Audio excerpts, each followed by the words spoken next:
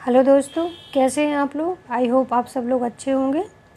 पिछले वीडियो में हमने 2018 वाला क्वेश्चन पेपर डिस्कशन किया था। 16 वाला पहले ही कर लिया था। आज हम 2014 का पीवाईज क्यूज डिस्कशन करने जा रहे हैं जो आर में हुआ है। तो चलिए डिस्कशन शुरू करते हैं। आज ऑलमोस्ट पॉलिटी या हिस्ट्री से क्वेश्चन ज़्यादा होंगे, तो हम देख लेते हैं। तो क्वेश्चन नंबर 1 है कि ब्रिटिश वस्तुओं के बहिष्कार को राष्ट्रीय नीति के रूप में अपनाया गया था। कब अपनाया गया था? तो 1905 में। 1905 में क्या हुआ था? क्या कोई मुझे कमेंट करके बताएगा? अगर आपको जानकारी हो तो आप प्लीज़ मुझे कमेंट में बताएं। मैं बता देती हूँ कि 1905 में बंगाल विभाजन हुआ था और उसके विरोध में 7 अगस्त 1905 को क्या हुआ था? स्वदेशी आंदोलन प्रारंभ हुआ। और स्वदेशी आंदोलन का कार्यक्रम क्या था? ब्रिटिश वस्तुओं का बहिष्कार और त्याग करना।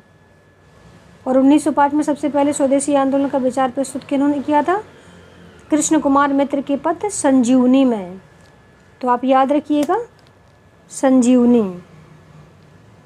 संजीवनी किसकी है?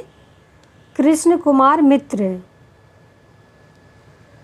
कृष्ण कुमार मित्र आप याद रखेंगे। अगला क्वेश्चन देखते हैं। फूट डालो और राज करो की नीति अपनाई गई थी किन के द्वारा? लॉर्ड कर्जन के द्वारा। ऑप्शन है लॉर्ड कर्जन।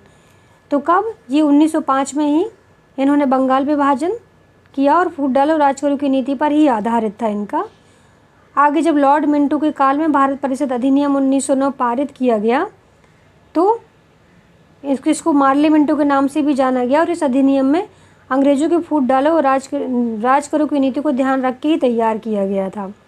अगला क्वेश्चन देखते हैं। क्वेश्चन नंबर 3, गदर पार्टी का मुख्यालय था कहाँ पे था? तो ये सैन फ्रांसिस्को में था। गदर पार्टी थी क्या? इनकी स्थापना 1 नवंबर 1913 में लाला हरदयाल के नेतृत्व में अमेरिका के सैन फ्रांसिस्को में की गई। इसके अध्यक्ष सोहन सिंह भाकना बनाए गए। इनके द्वारा ही गदर नामक एक अखबार निकाला जाता था। अगला क्वेश्चन देखते हैं। क्वेश्चन नंबर 4, इनमें से कौन उग्र राष्ट्रवाद के उल्लेखनीय नेताओं में से नहीं था?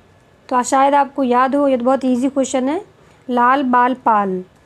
तो लाला लाजपत राय, बिपिन चंद्र पाल और गोपाल कृष्ण गोखले, सॉरी पाल। तो इसमें से आंसर हो जाएगा ऑप्शन ए, गोपाल कृष्ण गोखले नहीं है।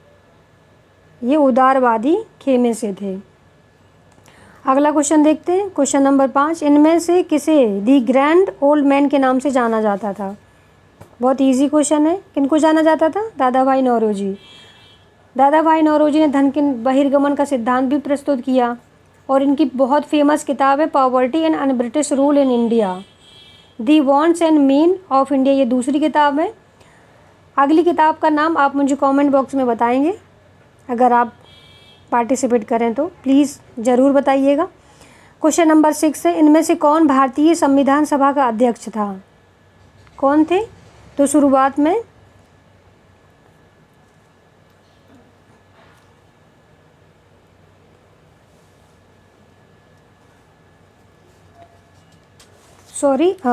कौन संविधान सभा का क्वेश्चन नंबर 6 का आंसर हो जाएगा? डॉक्टर राजेंद्र प्रसाद। अगर हम बात करें तो संविधान सभा का गठन कब हुआ? 1946 में, जब कैबिनेट मिशन की सिफारिश हुई तो उसके बाद। तो दिल्ली में कॉन्स्टिट्यूशन हॉल में 9 दिसंबर 1946 को इनकी बैठक हुई और इसी दिन अस्थायी अध्यक्ष के तौर पे सच्चिदानंद सिन्हा बनाए गए। लेकिन 11 दिसंबर 1946 को स्थायी अध्यक्ष के रूप में संविधान सभा का अध्यक्ष किन्हें बनाया गया? डॉक्टर राजेंद्र प्रसाद। तो अगर पूछा जाए तो अस्थायी कौन थे? अस्थायी कौन से? टेम्परेरी? सच्चिदानंद सिन्हा। सच्चिदानंद सिन्हा। अगला क्वेश्चन देखते हैं। क्वेश्चन नंबर 7, स्वतंत्र भारत का नव ग्रहित तिरंगा पहली बार कब फहराया गया? तो ये कब फहराया गया? ऑप्शन बी है 31 दिसंबर 1929। किसने फहराया? तो ये 31 दिसंबर 1929 को मध्य रात्रि को जवाहरलाल नेहरू ने रावी नदी के तट पर फहराया था। क्यों? क्योंकि 1929 में लाहौर अधिवेशन में पूर्ण स्वराज के लक्ष्य को घोषित किया गया और 26 जनवरी 1930 को प्रथम स्वाधीनता दिवस के रूप में मनाया गया। उसी उपलक्ष्य में 26 जनवरी को प्रत्येक वर्ष गणतंत्र दिवस मनाया जाता है। तो आप याद रखेंगे 31 दिसंबर 1929। अगला क्वेश्चन देखते हैं, भूदान आंदोलन का प्रारंभ सबसे पहले किस राज्य में हुआ? किस राज्य में हुआ? आप सभी को पता होगा, आंध्र प्रदेश।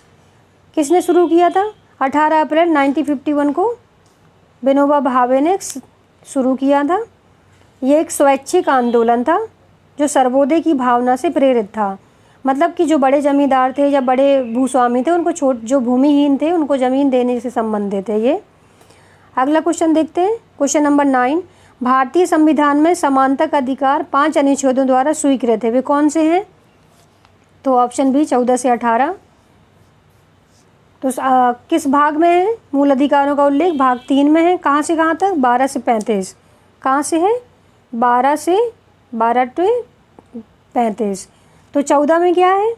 14 में है विधि के समक्ष क्षमता। 15 में धर्म, नस्ल, जाति, लिंग, जन्म स्थान के आधार पर भेदभाव का निषेध है। क्या है? Race, religion, caste, birth place और लिंग, इनके आधार पे भेदभाव का निषेध है। किसमें? आर्टिकल 15 में। 16 में क्या है? लोक नियोजन के विषय में अवसर की समता। 17 में सबको पता होगा छुआछूत निषेध है। 18 में क्या है? उपाधियों का अंत है। उपाधियों का अंत है 18 में। अगला क्वेश्चन देखते हैं, क्वेश्चन नंबर 10, भारतीय संविधान के निर्माताओं ने मौलिक अधिकारों की अवधारणा को उधार लिया था। कहाँ से लिए गए हैं मौलिक अधिकार? तो मूल अधिकार जो है यूएसए के संविधान से लिए गए हैं मौलिक अधिकार। अभी हमने डिस्कशन किया कि मूल अधिकार कहाँ है? भाग 3 में 12 से 35 अनुच्छेदों के बीच में। और 44वें संविधान संशोधन 1978, कौन सा? 44 कॉन्स्टिट्यूशन अमेंडमेंट कब हुआ था? 1978 में। उसके थ्रू क्या हुआ? ये संपत्ति का अधिकार जो 300 ये हटा के 300A में रख दिया।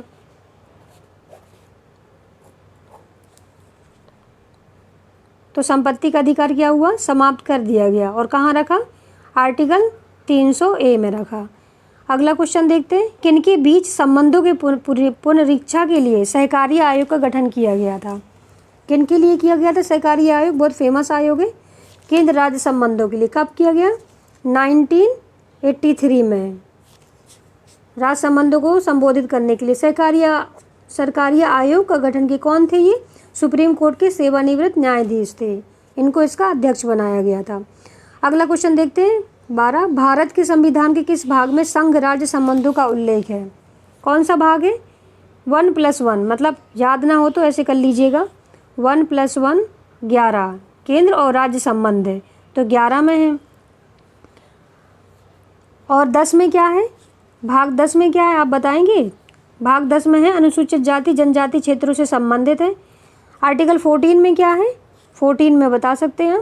आर्टिकल 14 में है राज्यों के अधीन सेवाओं का उल्लेख, मतलब सिविल सर्विस, राज्यों के अधीन सेवाएं। तो 15 में क्या है? निर्वाचन आयोग। 15 में देख लेते हैं क्या है? निर्वाचन आयोग, इलेक्शन कमीशन। अगला क्वेश्चन देखते हैं 13, यदि भारत के राष्ट्रपति और उपराष्ट्रपति दोनों त्यागपत्र दे दें तो ऐसी स्थिति में राष्ट्रपति के रूप में कौन कार्य करेंगे? तो ऐसी स्थिति में कौन कार्य करेंगे? ऑप्शन डी सर्वोच्च न्यायालय के मुख्य न्यायाधीश। ये किस अनुच्छेद में वर्णित है? आर्टिकल 65 के अनुसार उपराष्ट्रपति को राष्ट्रपति के रूप में कार्य करने की शक्ति प्रदान करता है।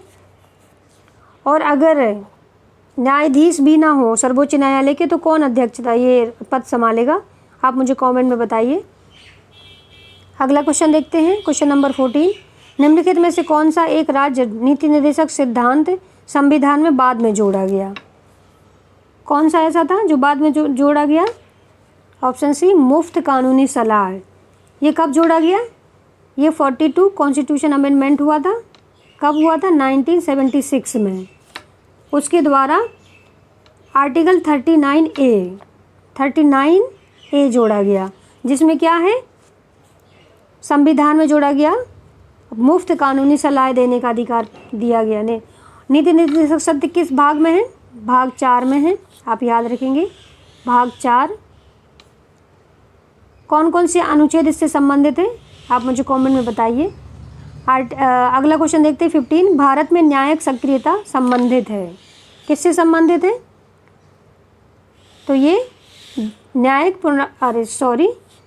ये संबंधित है जनहित याचिका से।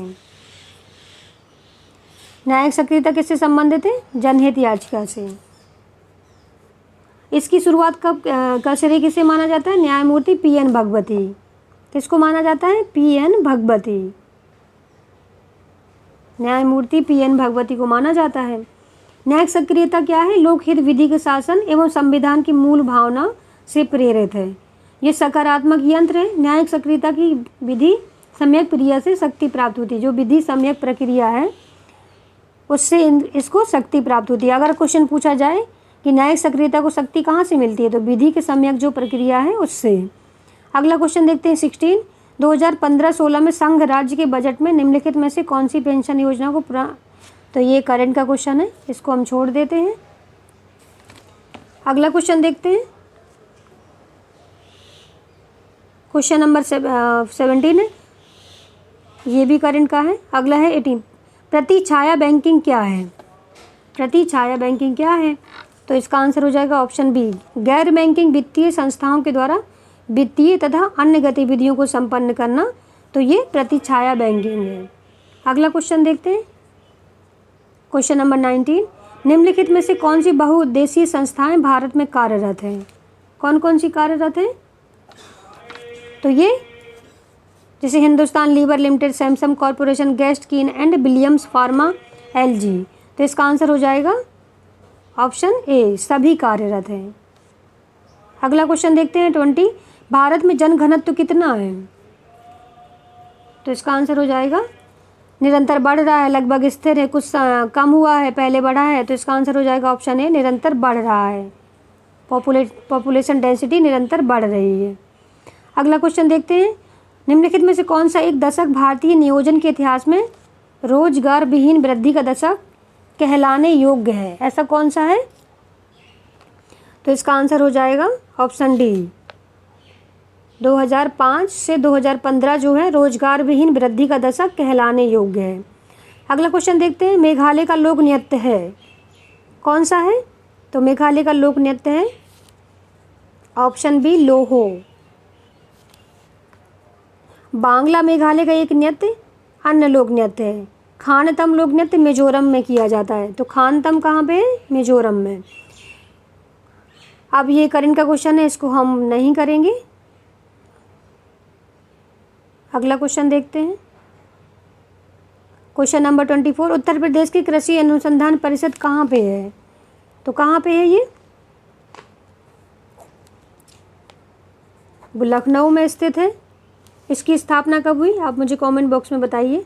अगला क्वेश्चन है, केंद्रीय औषधि एवं सुगंधित पौधों का अनुसंधान संस्थान कहाँ पे है? तो ये भी लखनऊ में है। तो अब यूपी जीएस से भी इसमें बहुत क्वेश्चन आते हैं, आप तैयार कर लें। अगला क्वेश्चन देखते हैं, उत्तर प्रदेश में आलू अनुसंधान केंद्र किस जिला में स्थित है? तो किस जिला में स्थित है?